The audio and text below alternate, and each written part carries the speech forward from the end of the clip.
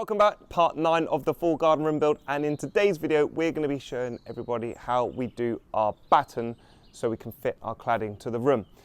Pretty straightforward to do batten. We just use this stuff here, 25 by 50, nice stuff, fix it on. It comes in all different colours, just roofing batten. So that's what we use.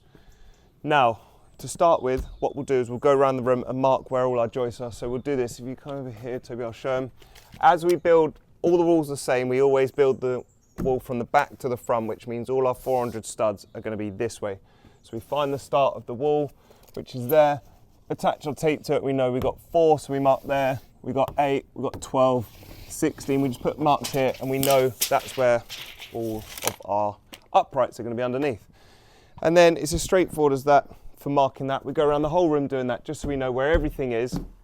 Now, spacings and things like that. So this can often be like overlooked.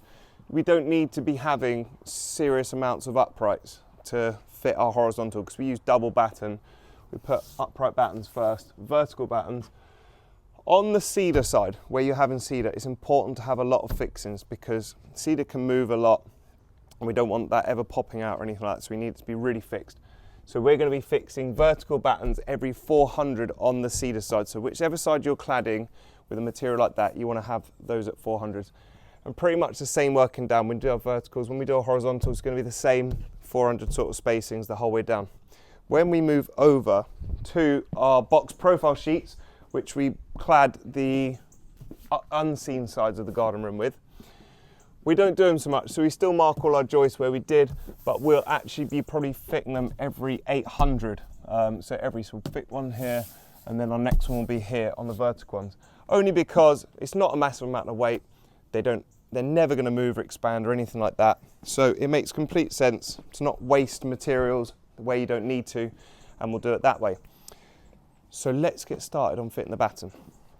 Now, to save time marking, we're not going to mark 1, 2, 3 to make sure it's all level. We just put one mark at the top where it is. We'll put the timber centre to that, and then what we'll do is we'll fix one in like that, and that's it. And now you can go around, you can just bosh all of those up if you wanted to, or you can do one by one like this, put a level on it, takes 2 seconds, just get that level. And now you know all your nails are going to go through into the upright on the other side of the wall. And that's it. That's all you need to do to fix them. So we'll go around the whole room doing all the verticals like that. Now, before we do that, I'll just show you how we do the ones around the door. Pretty much the same thing. Our doors are going to be completely flush up to there. We've prepared our doors here with the batten. So we've put an OSB sheet across. You don't have to do this with the OSB. The only reason we've done this is because we're having underfloor heating on this build. So we've raised the door heights because our threshold is going to be a bit higher on our floor for the extra insulation for the underfloor heating. So we put a bit of OSB there just to raise the door height so we're not using loads of packers.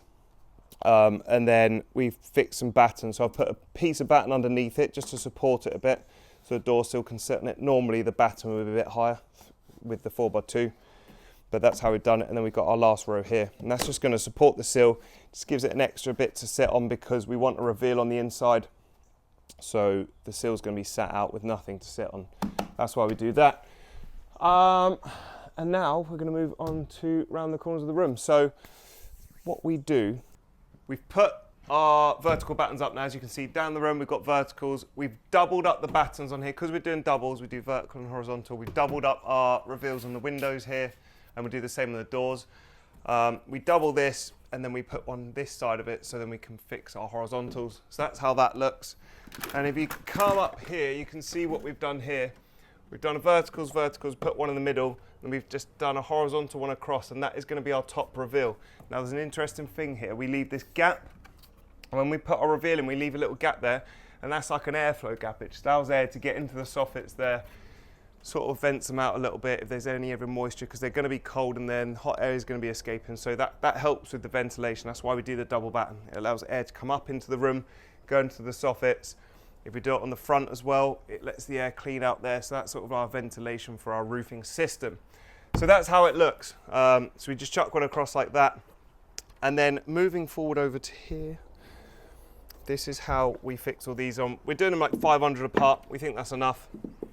So, but to determine your front, because it's nice when these all meet up like this, like dead, get a nice square corner on the front. So we fit this one here, and then we use this as a template for our next row, and all we do is just level it, get it all flush up to that one. Oh, I've pushed it out there a bit. So we get that flush with that. There we go. And then we can fix that, and we know that that is going to be completely flush to the front. Now what that'll do is leave a little gap here. That's absolutely fine. Save time and measurements, just cut them all.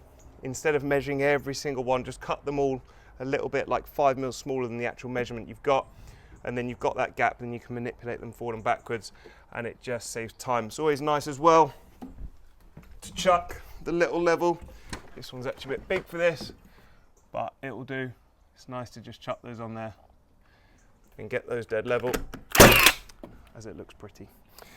So that's it, basically. That's how we do our batten. All the corners will be the same. Obviously now we're going to have vertical battens this side, up here, and then when we do our horizontals, look, we can just offer them right up to that, and that's how that's going to sit there, and that will be our corner. So we'll work that all round, and we'll show you what it looks like when it's finished. Okay, so that's the batten complete on this side. That's how we do it. Nice and straightforward, simple video, straightforward process. Looks good. It's going to hold the cedar very well. We're going to repeat that all on the front as well. And then, as I said earlier, we'll do the box profile sheets. Same situation on the batten, but just space the vertical ones a little bit further apart, because it doesn't need that much fixing. So yeah, that'll be that. So that's the end of part 9, and what is going to be part 10? Probably fitting the doors, because they're coming today. So we'll finish off all the plasterboard insulation, and we'll get the doors in. So see you in part 10. Any comments, as always, drop them in the box below, and hit the subscribe button to see how we fit the doors.